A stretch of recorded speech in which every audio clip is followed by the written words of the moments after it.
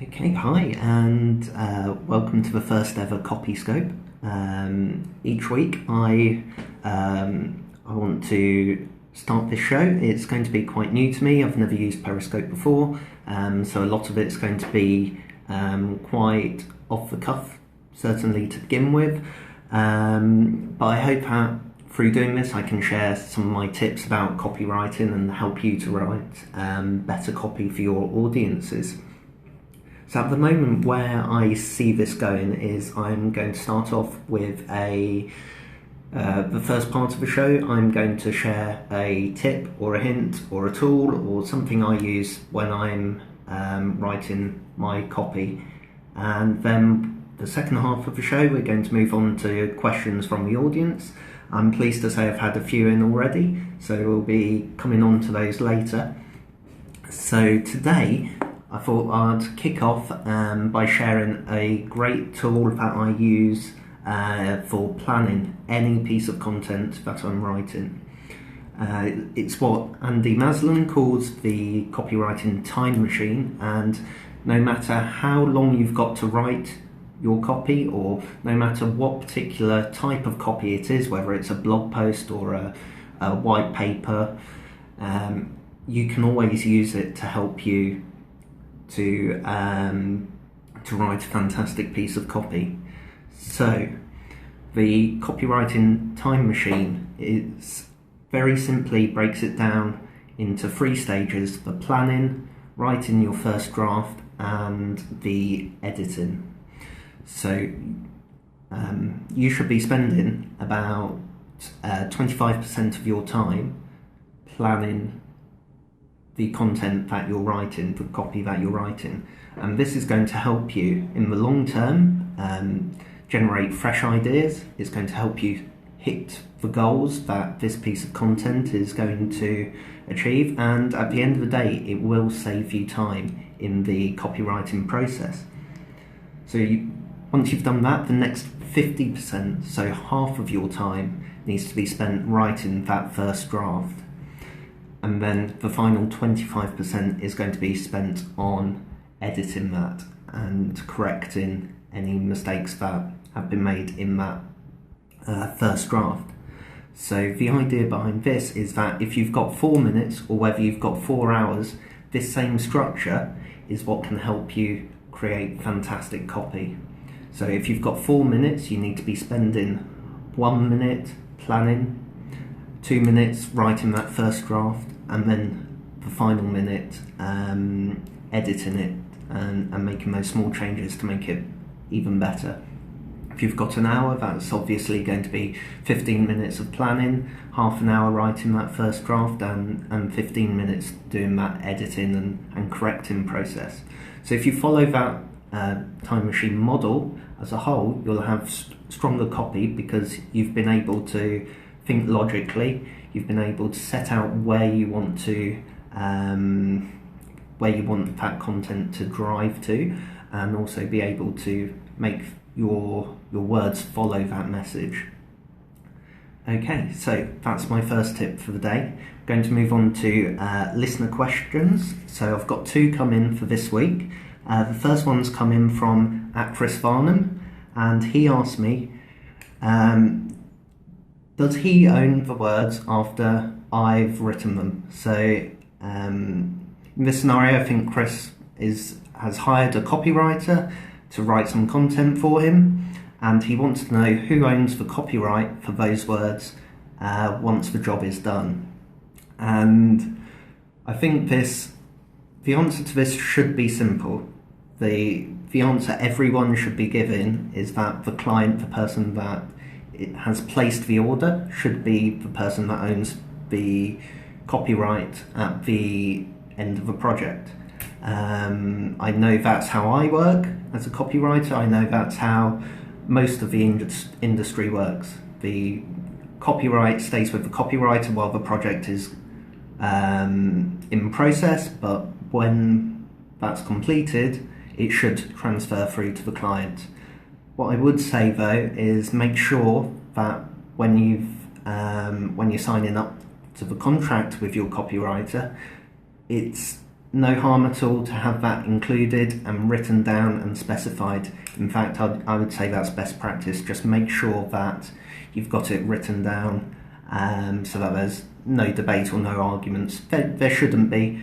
I don't know of any copywriters that have retained the copyright after the project. I've not heard of it happen, but just be safe. Make sure you've got it there in the contract.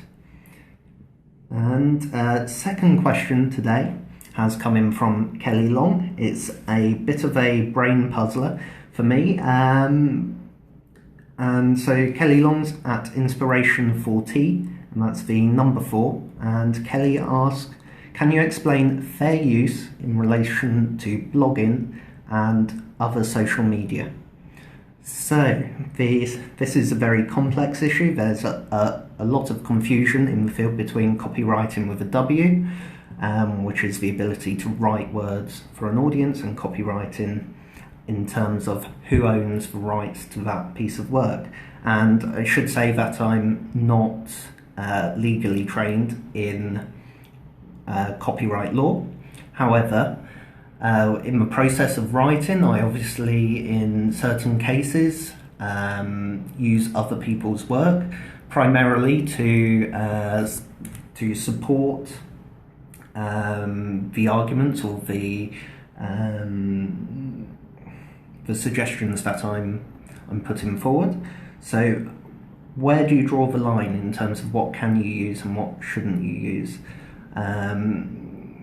Copyright law is quite specific about what is deemed in the UK. It's not called fair use, it's called fair dealings, and there's a number of different areas where you can justifiably use other people's content in your own work. So if you are producing content that is research, then you're allowed to include citations from other sources to support your argument or to contradict your argument. And also, if the piece of work you're doing is a review or is a critique of somebody else's piece of work, you're allowed to cite those examples in your content in order to back up your argument. You're also allowed to use other people's work in terms of news reporting, as long as it's not a photograph, and it also there's a few other tiny, well, not tiny, but there's a few other areas which I think are probably outside of the scope of blogging and social media, so I'm just going to not try and complicate it more than it needs to be. So what approach do I take when I'm using other people's work in my blogging and social media? First rule I would say is always cite your source.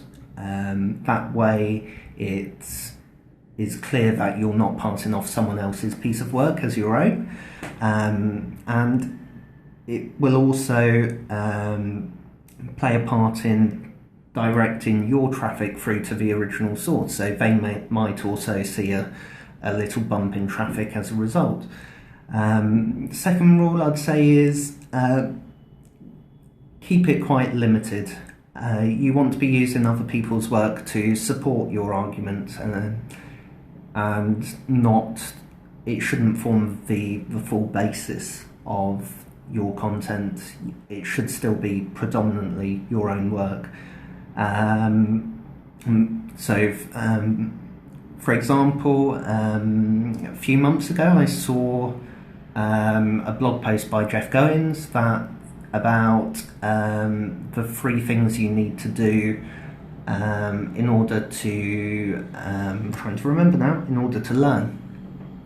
And I sat down there thinking, and I thought back to my days as a swimming teacher, and I just thought there was one thing missing. So I cited, so I wrote an article and I cited the 3 things that he had listed in his article, and then I added my 4th one.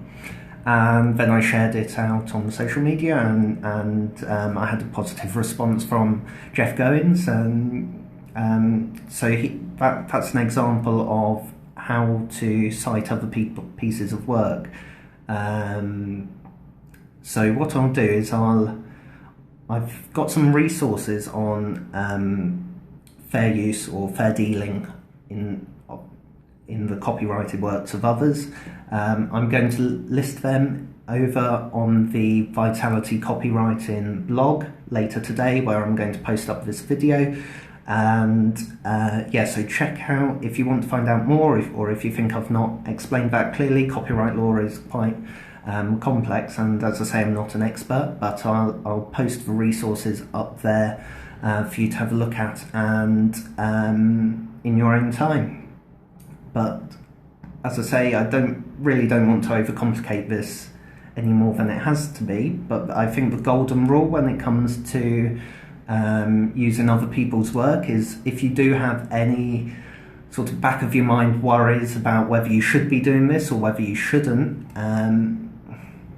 what's the harm in just asking the copyright owner for permission to use it? You never know, they might say yes, and if they do, then that's great. Okay, so I'm going to wrap it up for today. Thank you for watching. As I say, you'll be able to find out all the notes from this show on the Vitality Copywriting website. That's vitalitycopywriting.com. I'm going to find out how to get this video and upload it onto the site as well. So that will be there tonight. I'll link to everything that I've mentioned here, diagrams of the time machine model and so on. But as I say, this is really experimental for me, so we are at the first step of the journey. So I'll see you next week, same time, same place, for the second edition of Copyscope. Thanks for watching.